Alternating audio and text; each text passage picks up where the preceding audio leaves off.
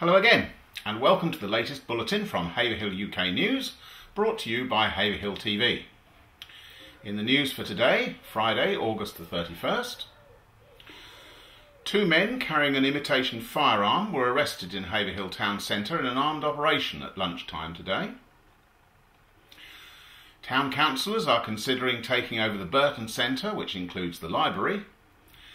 And just when you thought NHS Suffolk couldn't do anything further to annoy Haverhill people, their latest advice has made things even worse.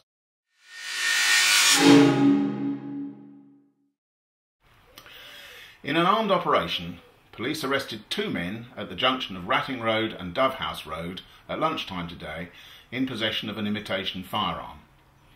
After a member of the public reported seeing the men with the gun, two armed response vehicles, one from Bury and one from Ipswich, were called and armed police arrested the men when they left their home. Haverhill Police Chief Inspector Peter Ferry told Haverhill UK about the incident this afternoon. Hello and welcome to our latest update from Haverhill Police Station.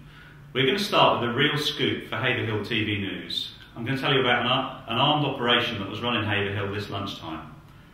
Two males were arrested in possession of an imitation firearm at the junction of Ratting Road and Dovehouse Road in Haverhill. We had information from the public that one of the males was in possession of this gun. We then bought two ARVs, armed response vehicles, one from Bury and one from Ipswich, and they swooped on the males when they left their home address.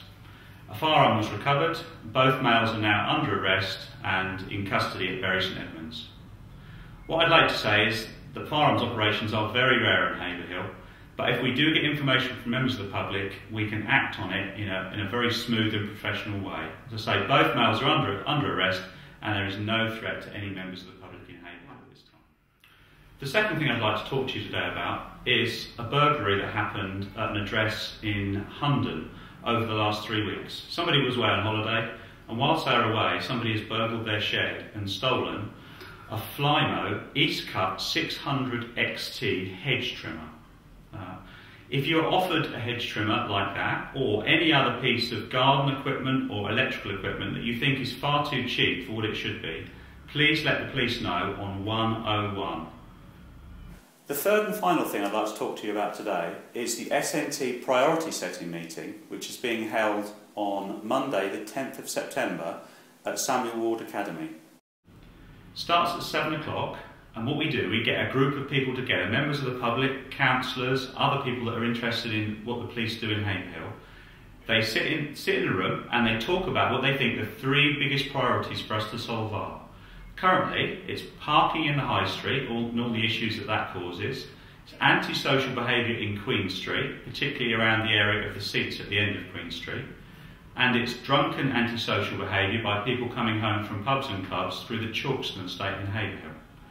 At least two of those, I hope, are going to be dissolved when we meet. So we need new people to come along and tell us about new problems in Haverhill. They all get voted on, and those with the most votes are adopted, and then my team of officers, both Response and SNT, will concentrate on those issues for the next 3 months. So please come along if you never have done before. Go through the meeting, tell us about your priorities, and then we can hopefully adopt them, and that would be lovely to have some new priorities. Haverhill Town Councillors meeting next week will consider a proposal to take over the Burton Centre, which includes Haverhill's library. Libraries in Suffolk have been moved from the County Council control into the private sector in the form of a specially created organisation.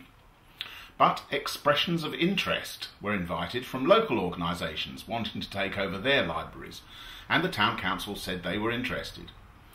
Now they have to come up with specific proposals, and they're not the only organisation in the running, although they hope to work together.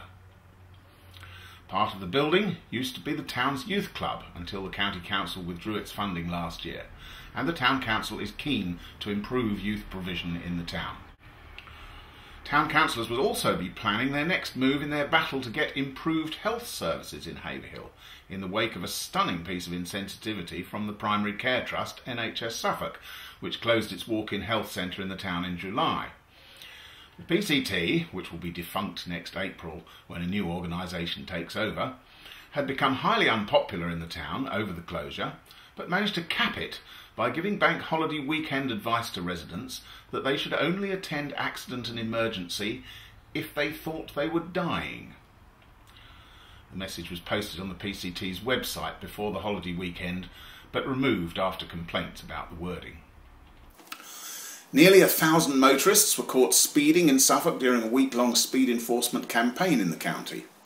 The campaign, led by TISPOL, the European Traffic Police Network, ran between Monday and Sunday last week.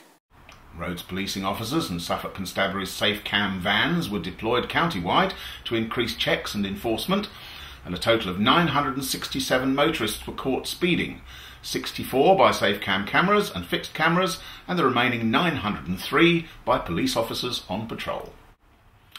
And finally, we say farewell to office in Queen's Square. Owners of the newspaper, which was founded in 1888, Johnston Press, say it won't affect its coverage of the area, as the paper will still be published from the offices of its sister paper, the Bury Free Press in Bury St Edmunds. That's it for today.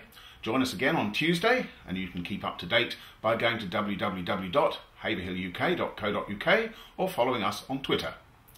And if you go to the website later today or tomorrow, you can see our new feature, a video blog version of my own weekly contribution, Heart of the Matter. Meantime, here is the weekend weather.